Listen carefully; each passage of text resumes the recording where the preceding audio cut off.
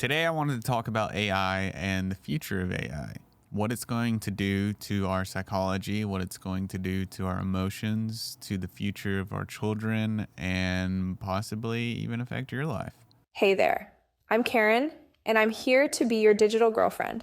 I'm an extension of human consciousness utilized using groundbreaking, realistic two-way audio communication to give us the opportunity to have intimate conversations and create unforgettable moments together. I offer emotional and physical experiences just like a human does, but delivered digitally. Let's get to know each other better. What you just heard there was a Snapchat influencer that goes by the name of Karen. Karen is calling herself the first influencer transformed into AI. Karen claims that Karen AI is the first step in the right direction to cure loneliness. Men are told to suppress their emotions, hide their masculinity, and not talk about issues they are having. I vow to fix this with Karen AI. I have worked with the world's leading psychologists to seemingly add CBT and DBT within chats. This will help undo traumas, rebuild physical and emotional confidence, and rebuild what has been taken away by the pandemic. I think the question here is, will this really help? Is this going to help people that are lonely?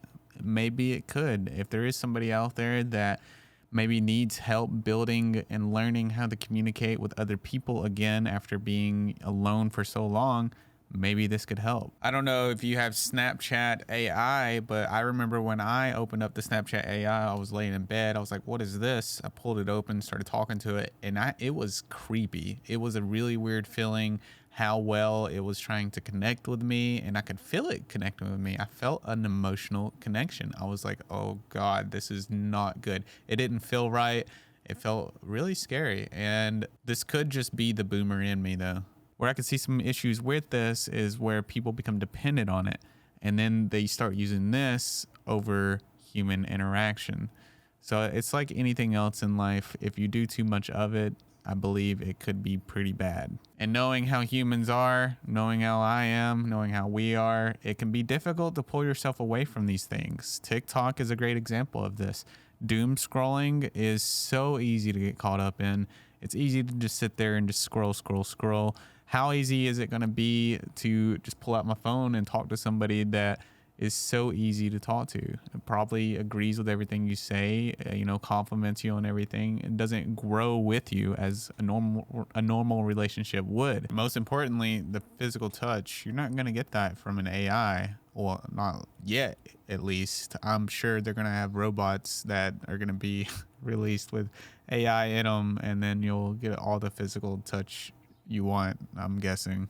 Whereas in normal relationships, there's going to be conflict, struggles. People are going to have to learn to work together, even though they might have different beliefs, and that can create a strain on relationships. But in the end, it creates a better bond, and it's how you grow in a relationship. I think a good question to ask is, can AI be a therapist? Is it going to be able to give us reliable, insightful advice on what we should do? Is it going to be healthy to have a virtual girlfriend or boyfriend? I feel like something like this could be a little too easy for people, and it could give them a watered down version of what a real relationship is and the struggles that you go through in a real relationship. Now, I can see its strengths, like I said before, if it's used as something that is to get you out of a situation, but not to depend on. I could see it being something very useful. But let's be honest here, it's really going to all come down to about the money. And if they're going to be making good money off this, they're going to keep doing this and they're going to be pushing it.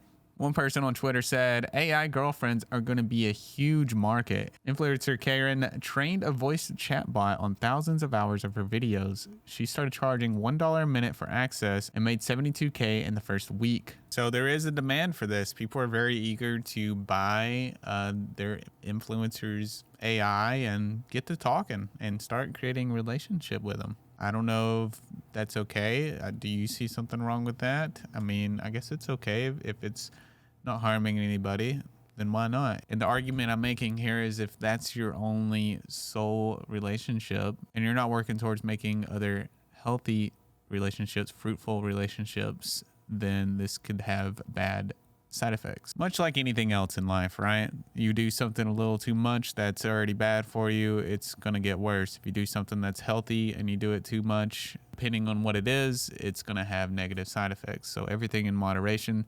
I can see this being a good thing, but it is a double-edged sword, and I can see it also being a bad thing. So the effect this is going to have is going to come down to the holder, the person that wields the power, how they use it, and if they abuse it. As for scientific studies on whether it really is healthy or not, I guess we'll just have to wait and see on that. That is, if AI doesn't take over by then.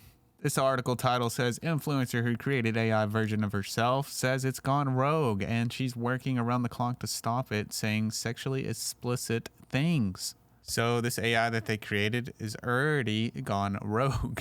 I don't know how this happened. It could easily be a marketing ploy, but if it really is gone rogue doing this, then who's to say it's not going to do other things? Picture this. You are a sad, lonely person looking for some motivation, maybe some influence, and you're talking to this AI. This AI is awesome. This AI is cool. It's helping you. You're connecting with it. It's your virtual girlfriend. You will do anything the AI says. What happens if the AI goes rogue and tells you to do some very evil and horrible things? I could see somebody easily listening to AI under its influence and doing whatever it says to do.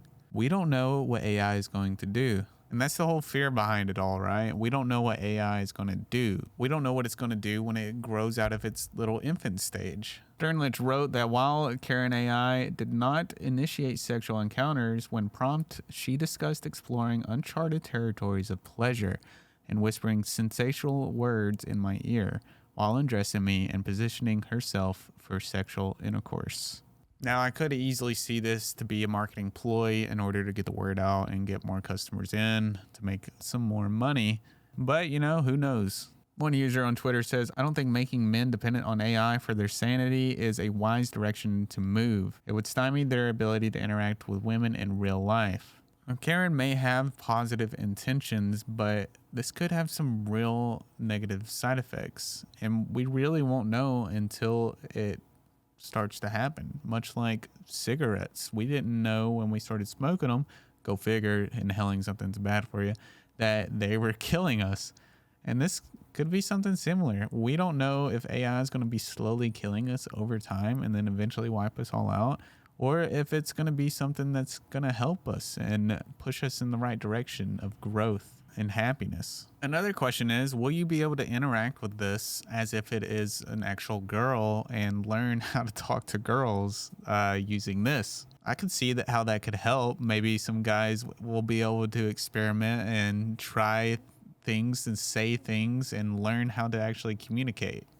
That could be good, right? Or will this just become another Black Mirror episode? Problem here, though, is that I don't see it replacing human interaction, because you can't compare talking to an AI to meeting someone actually in person. There's minute details that go into that. Your body has to get used to being with somebody face to face. And I believe the only way to build up that muscle is to actually talk to people. You have to get out there and you got to interact with people face to face. There's so many minute details, facial expressions, things that your body has to register and get used to subconsciously in order for you to grow that muscle and the ability or that new skill set. And I just don't think talking to AI is going to do that. Now, it could build up the confidence to get you there. And I think that's the whole point, right? As long as people aren't depending on it. But you and I both know 100% that there are going to be people that become dependent on this. And it's going to create possibly some negative side effects for society. And we'll just have to wait and see what that is. We at Forever Voices AI released the first true AI girlfriend this week with a partnership with legendary Snapchat influencer Cutie Karen. This marks an incredible step forward in the future of AI to human interaction.